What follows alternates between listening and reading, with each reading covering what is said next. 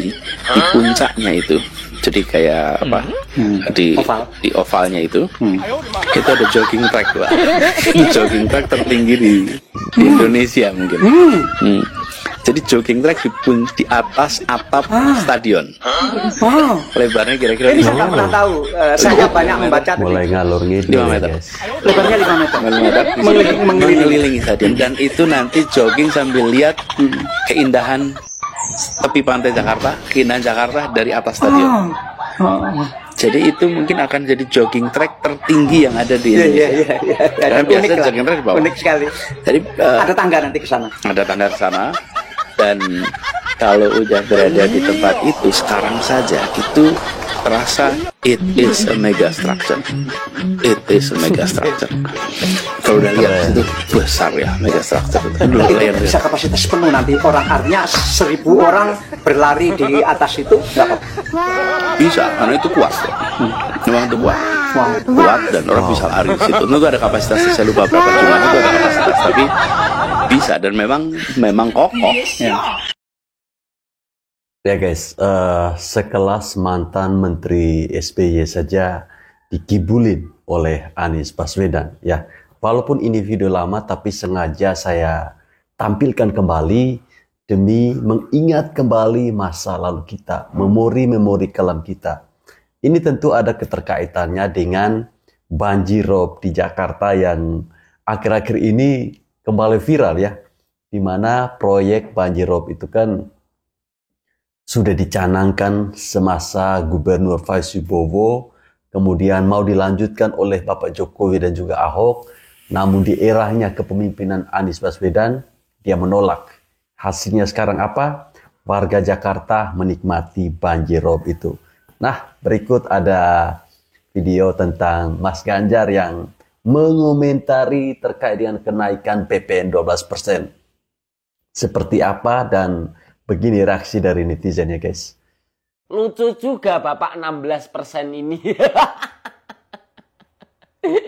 Sok-sokan membela rakyat kecil, bikin video seolah-olah membela rakyat, dan captionnya pajak memang sumber pendapatan utama negara. Namun dalam situasi ekonomi kita saat ini, keputusan pemerintah menaikkan PPN jadi 12% bukan keputusan tepat. Apakah ini keadilan? Tanya pada ibu dong Pak. Tanya pada ibu. Ini kan undang-undangnya udah dibuat 2021 lalu Pak. Kenapa pas di 2021 Bapak nggak protes? Yang menyetujui adalah DPR. Dan ini adalah fraksi partai yang menyetujui undang-undang HPP. Ini kan ada partai itu Pak. Terus yang menolak tuh cuma PKS Pak. P-nya doang yang sama. Belakangnya K sama S-nya nggak sama, Pak. Yang menolak PKS. Bukan, kalau gini kan Bapak sama Ibu jadinya kelihatan nggak kompak, Pak. Benar. Tapi gimana teman-teman? Menurut pendapat kalian gimana? Coba tulis pendapat kalian di kolom komentar. Salam Cikikis. Salam Cikikis ya, artinya apa saya juga nggak tahu ya. Ya, menanggapi terkait dengan kenaikan PPN 12% sebenarnya bukan baru dinaikkan sekarang ya. Wacana bahkan ini sudah diundang-undangkan sejak tahun 2021, dan yang memutuskan, yang menyetujui di dalamnya itu termasuk PDI Perjuangan, di mana Mas Ganjar sendiri adalah kader PDI Perjuangan. Kalau yang omong ini atau yang berbicara ini adalah kader dari PKS, kita memahami karena PKS adalah satu-satunya partai yang ketika itu menolak kenaikan PPN 12% ya. Jadi saya melihat ini seperti mungkin ya mereka mau mencari simpati rakyat, mencari atau mau menunjukkan bahwa mereka ini adalah oposisi yang sebenarnya. Tapi rakyat sudah tahu ya. Rakyat sudah tahu duluan, jadi tidak perlu mencari sensasi seperti ini. Kenaikan pajak 12% itu sudah ditetapkan undang-undang ya, melalui undang-undang dari tahun 2022.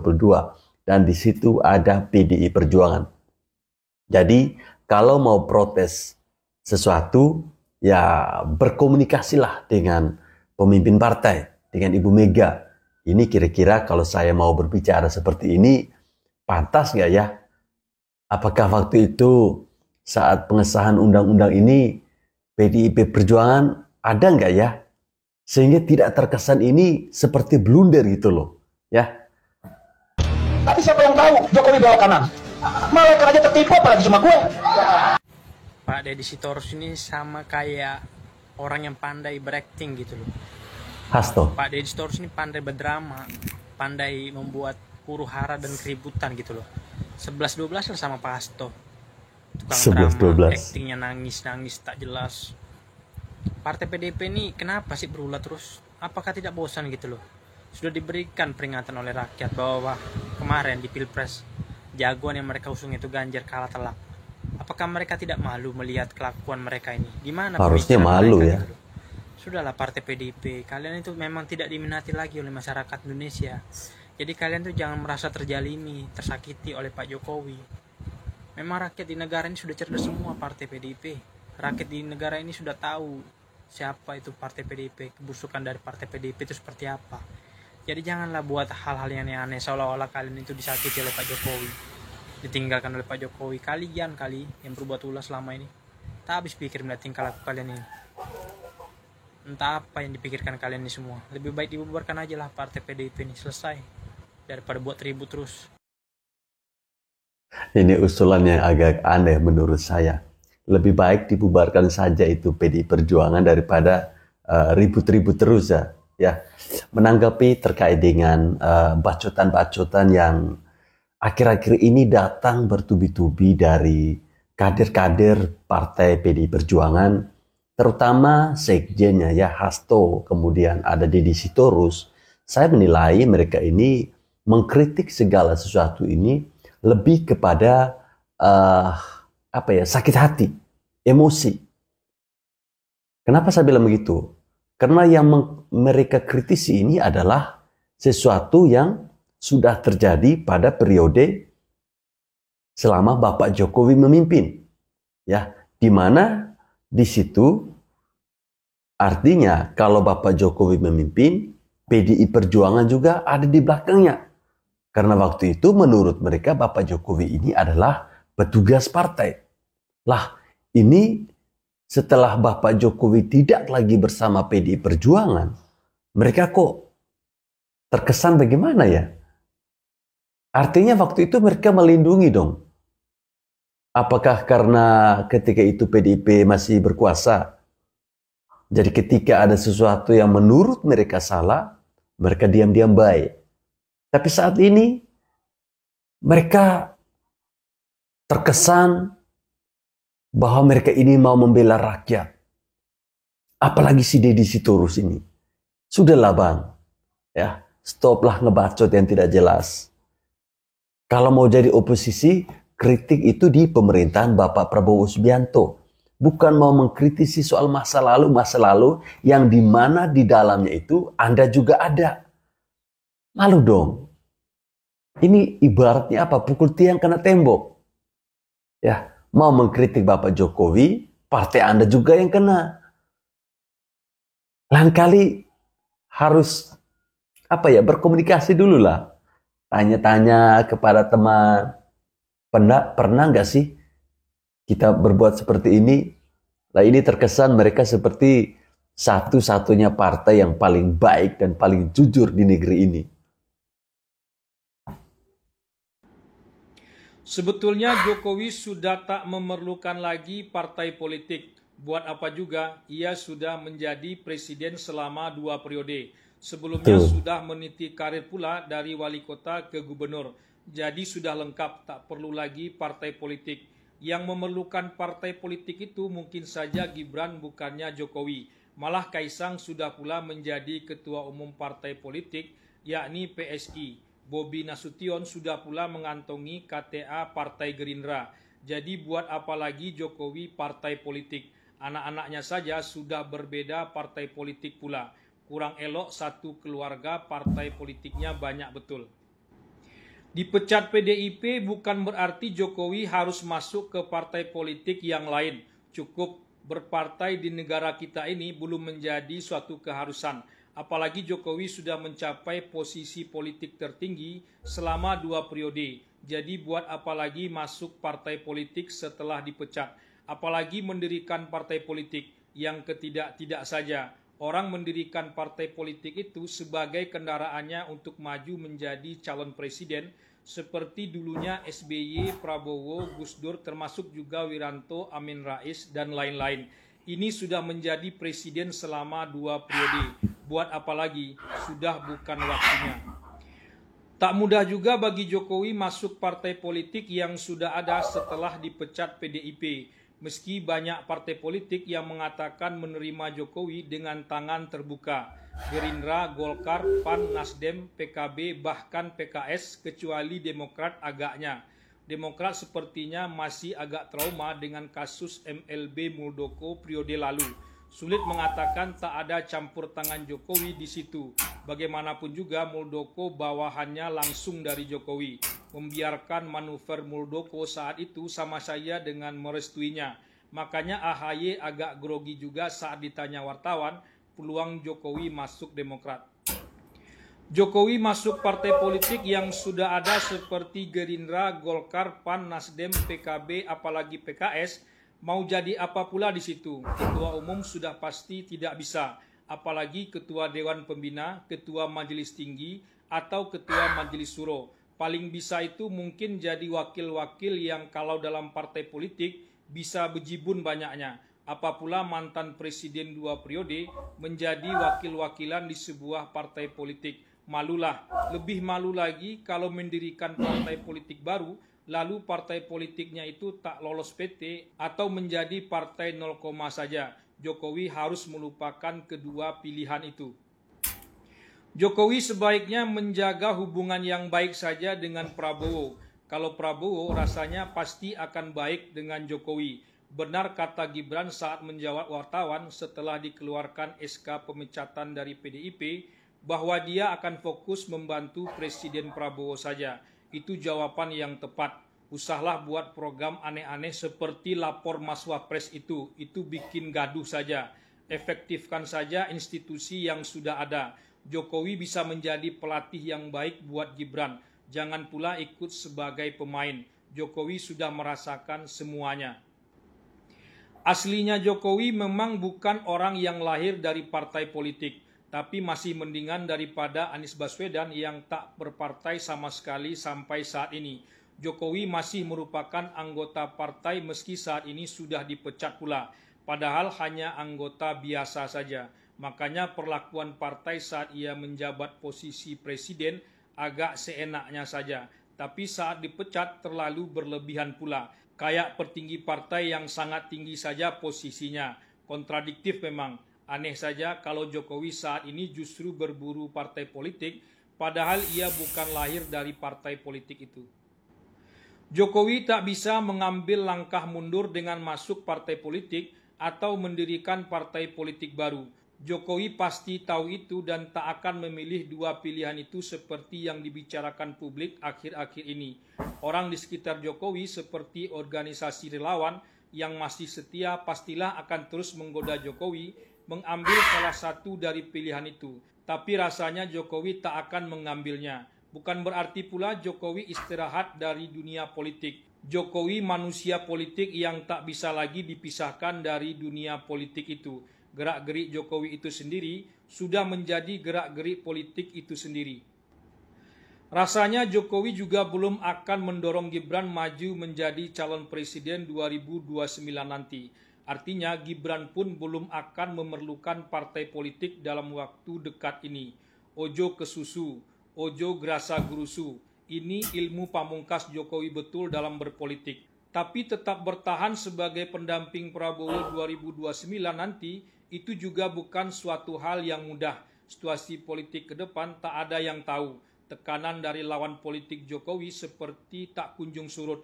Ini jauh lebih penting dipikirkan Jokowi saat ini daripada masuk partai politik setelah dipecat PDIP secara kekanak-kanakan itu. Ya guys, menanggapi apa yang disampaikan oleh Bapak kita ini bahwa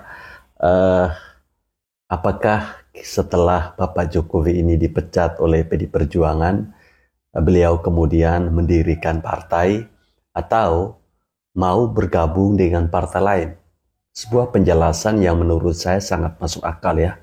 Ngapain Bapak Jokowi mendirikan partai? Ngapain Bapak Jokowi mau bergabung dengan partai lain?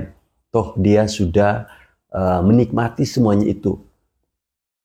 Tentu kalau orang mau bergabung dengan sebuah partai itu kan ada tujuannya. Dia ingin menjadi wali kota, menjadi gubernur, menjadi presiden, menjadi wakil presiden, ya.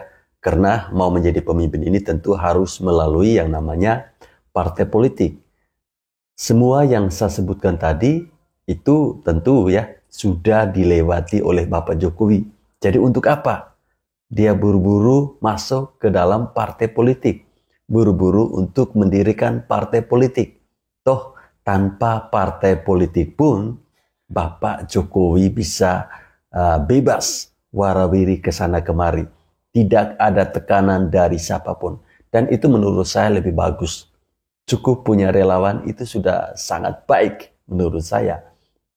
Namun ya mungkin saja kita berpikir ya Bapak Jokowi harus masuk dalam sebuah partai agar bisa mengakomodir anaknya Gibran Rakabuming Raka untuk disiapkan menjadi pemimpin masa depan. Kan tidak mungkin ya Gibran tidak punya partai lalu diusulkan menjadi calon. Tapi ya yang tidak mungkin tadi menjadi mungkin ketika Gibran yang bukan kader Partai Golkar diusung ya. Golkar merupakan satu-satunya dan pertama kali partai yang mengusung Gibran menjadi wakil presiden mendampingi Bapak Prabowo Subianto. Artinya di sini ada peluang ke depannya Mas Gibran ini untuk bergabung bersama Partai Golkar. Kalau bersama Gerindra kayaknya tidak mungkin ya. Jadi kemungkinan besar itu dengan Golkar. Karena Golkar adalah partai pertama yang mengusung Mas Gibran ya. Kalau menurut teman-teman gimana? Apakah Bapak Jokowi layak untuk membuat partai atau tidak usah? Ya, cukup menjadi diri sendiri tapi bekerja tetap di dunia politik. Jadi dia bebas. Karena kalau saya ingat satu persatu, menurut PDIP, bahwa Jokowi itu bukan siapa-siapa tanpa PDIP. Dibalas sama pendukung Jokowi. Justru PDIP yang akan nyungsep dan terjun bebas tanpa Jokowi. Nah ini barang sudah talak 6. Sudah tak mungkin. Banyak banget. Udah nggak mungkin balikan lagi gitu ya. Kalau dalam agama talak 1, talak 2, dan 3. Dalam politik talak 6 boleh. Udah benar-benar talak 6. pisah banget tuh. Bukan hanya pisah. Nggak ada pintu untuk bersatu ini. Sudah wassalam. Artinya apa? Kan ini semacam tantangan uji materi bahwa Jokowi yang menurut para pendukungnya kuat, approval ratingnya tinggi, apakah dengan partai politik yang baru itu bisa mengalahkan dan kompetitif dengan partai-partai politik yang lain? Mungkinkah ini yang saya kira terjadi? Semacam kalau kita sebagai sebuah tradisi politik yang bagus ini penting. Saya kira Jokowi itu punya segala-galanya untuk mendirikan partai politik baru. Satu, ini adalah mantan presiden dengan approval rating paling tinggi sampai Sidratul Muntaha, Pak. Sampai ke sana tuh menjulang betul. Yang kedua, Jokowi ini kan dinilai punya loyalis-loyalis yang berakar di tingkat RT dan RW. Kalau itu dijadikan partai, menang ini barang. Yang ketiga, Pak Jokowi itu kan punya basis ya. Basis pemilih di kalangan pemilih nasionalis misalnya, dan itu bisa dikapitalisasi sebagai ceruk pemilih. Dan Pak Jokowi juga punya wakil presiden namanya Gibran Rakabuming Raka. Pak Jokowi juga punya gubernur Sumut, Mas Bobi Nasution, dan Pak Jokowi juga punya gubernur Jawa Tengah, dan katanya juga dekat dengan Bu Hovifah. Mantap ini barang. Kalau dijadikan sebagai partai politik, kita akan cek ini akan menjadi kendaraan politik baru. Jangan berpikir 2009, tapi long term. Minimal Jokowi bisa tunjukkan kepada publik dan khususnya kepada partainya Seno, PDIP, bahwa Jokowi itu tanpa PDI pun itu bisa mantap dan semantap-mantapnya. Kan biar waktu yang akan menjawab. Karena begini, kalau Pak Jokowi bergabung dengan partai politik yang mapan, aura kebintangannya nggak bisa diuji. Masuk ke Gerindra, ada Prabowo Subianto. Ini partai sudah besar, ada Prabowo. Masuk ke Golkar, ini langganan partai yang runner up di Pileg, dan itu banyak orang-orang penting dan orang hebat. Masuk misalnya ke Nasdem, masuk juga ke PAN. Tanpa Pak Jokowi partai ini memang segitu elektabilitasnya. Oleh karena itu menurut saya satu-satunya uji materi untuk melihat Pak Jokowi kekuatan politiknya setelah tak lagi jadi presiden adalah dengan partai politik yang baru. Bahaya nih Pak Jokowi denger langsung mungkin besok Karena begini Pak, kan kita melihat orang-orang penting di negara ini perlu juga menyalurkan perjuangan politiknya melalui partai. Suka tidak suka, negara ini dikendalikan dan dikontrol oleh partai politik. Kalau Pak Jokowi misalnya bergabung dengan partai-partai yang sudah mapan, mau jadi Gerindra, nggak mungkin jadi veto player. Mau ke Golkar, mau ke partai yang lain. Ada tokoh sentralnya. Sudah ada tokoh sentralnya. Satu-satunya adalah bagaimana dengan cara membuat partai politik baru atau kembali ke PSI seperti dalam tagline dalam pilek Pak Jokowi. Mas Seno, kalau kita lihat Pak Jokowi saat dimintai tanggapan, dia mengatakan biar waktu yang mengujinya. Ini kesannya ada tantangan nih dari Pak Jokowi kepada PDIP bahwa ya bisa saja apa yang dikatakan Mas Adi terjadi, bahwa ia membuktikan bahwa nanti saya punya partai sendiri, membuktikan begitu. Ya lumayan kan ada jawaban, biasanya tidak ada jawaban. Jadi ditanggapi beberapa kalimat kan lumayan itu. Nah itu yang, tapi apapun ya biarlah itu hak konstitusional, hak politik orang mau ngapain ya, mengambil langkah politik semacam apa. Tapi yang pasti kita sudah menjawab dengan tegas apa yang terjadi 1 tahun kemarin. Kalau publik menunggu langkah legal formal kita, ya inilah suratnya, hitam di atas putih, jelas. Nah dalam posisi itu tentu saja kemarin juga satu simbol yang penting yang kita sampaikan, bahwa pada saat pengumuman pemecatan 27 kader itu yang memberikan keterangan adalah para ketua DPD, seluruh ketua DPD partai di seluruh Indonesia yang mencerminkan suara dari arus bawah. Artinya sudah cukup lama. Satu suara semuanya menginginkan itu ya. Satu suara solid, semuanya mengalami keresahan yang sama bahwa tidak boleh ada kader yang mengkhianati cita-cita partai. Dan itu berlaku untuk siapa saja tanpa terkecuali. Nah, artinya segala konsekuensi, segala resiko yang akan dihadapi jika ada misalnya reaksi balik, ya tentu seluruh kader yang sudah mengumumkan ini keputusan bersama. Kalau suara dari seluruh daerah, satu suara dengan PDI Perjuangan secara keseluruhan ya, artinya begini, itu menyatakan bahwa selama ini Joko Widodo tidak ada kontribusinya di dalam partai PDI Perjuangan? Ya, pertanyaan itu kan sama saja dengan sebaliknya juga. Apakah kita juga tidak kemudian berkontribusi dalam perjalanan politik Pak Jokowi? Sama saja. Ini kan persoalan sejarah yang saling mutualisme. Nah, dalam konteks itu tetapi orang bisa berubah dengan adanya waktu. Dan itu kami dengan berbesar hati kami meminta maaf pada saat Rakernas. Ada kader-kader yang bisa saja mengkhianati cita-cita partai. Ada kader yang karena sisi gelap kekuasaan bisa saja kemudian ingin membakar rumahnya sendiri. Nah ini dalam praktek-prakteknya terjadi. Maka dari hal itu tentu saja kita ingin mengatakan bahwa pada saat di satu titik enough is enough, tidak bisa diteruskan ambisi seperti itu. Ini yang kami lakukan kemarin dengan memberikan sanksi pemecatan. Oke, kalau misalnya Pak Jokowi ke partai lain nih, kita bicara masalah opportunity itu. Pak Jokowi ke partai lain, apa yang bisa Anda beri saran untuk partai itu? Ada mantan kader Anda yang Anda anggap melakukan pelanggaran bajak begitu masuk ke partai lain. Apa yang bisa Anda sarankan? Bang Bestari siap-siap nyatet nih kayaknya nih. Ya, saya nggak banyak ya, tetapi beliau punya track record pernah ingin membakar rumahnya sendiri dan sudah berusaha membakar rumahnya sendiri meskipun beliau gagal. Artinya pada saat pileg kita masih dimenangkan mau membakar PDIP. Ya, membakar rumahnya sendiri PDI Perjuangan. Ini beliau gagal buat saya. Pada saat pileg kita masih dipercaya rakyat menjadi juara 1. Artinya masih mendapatkan suara terbanyak di parlemen. Lalu pada saat pilkada juga banyak daerah-daerah yang tidak merupakan target kekuasaan. Itu malah kita menang di situ. Artinya kemudian di situasi di mana kita ditekan, kita di kuyo-kuyo, kita berusaha diawut-awut kalau istilahnya Bu Mega gitu ya. Itu secara membuktikan di situasi semacam itu dulu PDI Perjuangan malah menguat di era kuda tuli. Nah, sekarang sama ujiannya sama, kita menghadapi situasi kurang lebih seperti itu, tetapi itu menggambarkan tentang karakter seseorang. Pak Jokowi itu kan sudah lama sama PDI Perjuangan. Hampir 25 tahun beliau memanfaatkan dan mendapatkan manfaat gitu dari posisi politik partai. Tapi kalau kemudian beliau melakukan hal semacam ini, artinya bukan tidak mungkin di tempat lain pun juga sama. Itu loh langsung catatan dari Mas Seno, dari Bang Bestari tadi udah dicatat mungkin ya catatan-catatan khusus. Tapi paling tidak Bang Bestari, apa yang menjadi catatan ya dari Nasdem sendiri mengenai sosok Joko Widodo dalam nantinya ketika akan berparpol gitu ya, masuk dalam satu partai politik. Mungkin saja di Nasdem, kalau tadi Bang Bestari bilang belum mengundang atau tidak mengundang gitu ya. Nah ini jangan-jangan ada catatannya apa nih ya, suruh daftar.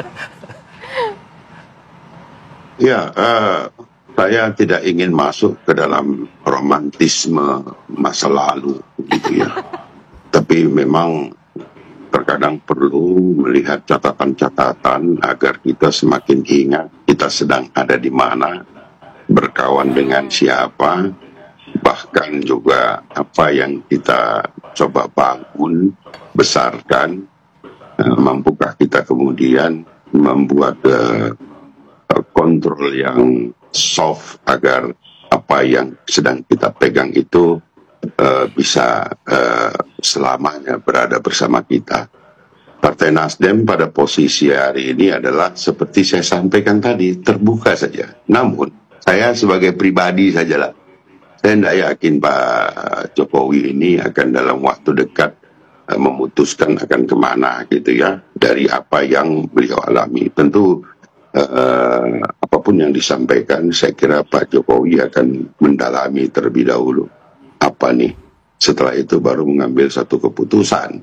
Apakah akan bergabung partai politik yang mana, atau membuat partai sendiri, atau justru meninggalkan ruang-ruang politik yang cukup bising ini, kan begitu. Beliau sudah masuk masa pensiun, jabatan yang beliau pegang itu adalah satu jabatan yang tertinggi yang ada di Indonesia, 2 periode pula. Saya kira catatan biografi sudah sangat panjang. Dan satu keyakinan lagi, saya tidak yakin kalau Pak Jokowi itu akan ke Partai Nasdem. Gitu.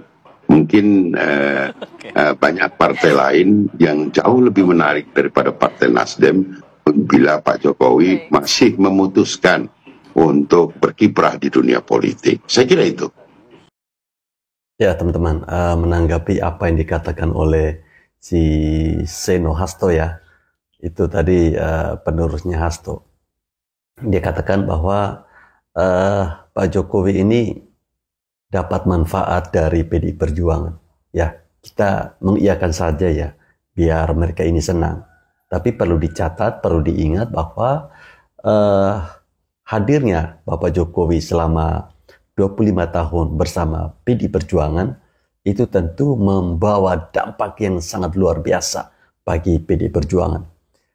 Banyak narasi-narasi yang beredar bahwa PDI Perjuangan tanpa Pak Jokowi bukan siapa-siapa.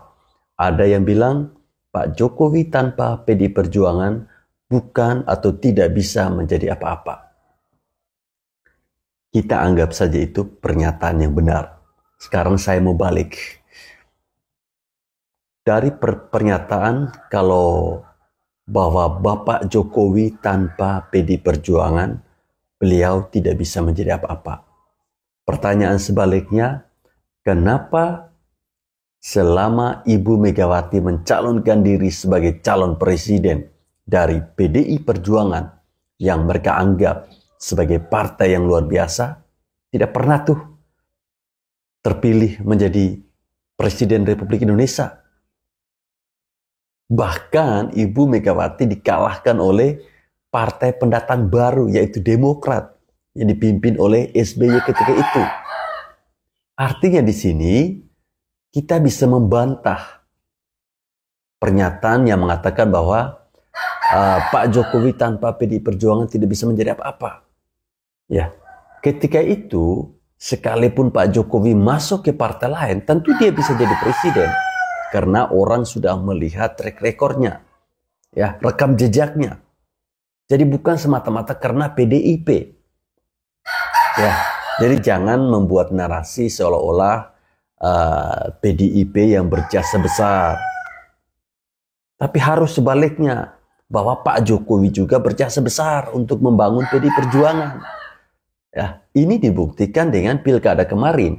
Di saat Bapak Jokowi tidak berada di PDIP, buktinya Jawa Tengah bukan lagi menjadi kandang banteng. Ya, bukan lagi menjadi kandang banteng. bayangkan selama Bapak Jokowi masih bersama PD Perjuangan, Jawa Tengah 2 periode menjadi kandang banteng dipimpin oleh Bapak Ganjar Pranowo. Ya, artinya jangan pernah meremehkan faktor ya, sosok dari seorang Joko Widodo. Orang yang kalian pecat tapi menjadi rebutan dari semua partai. Sampai di sini paham kan?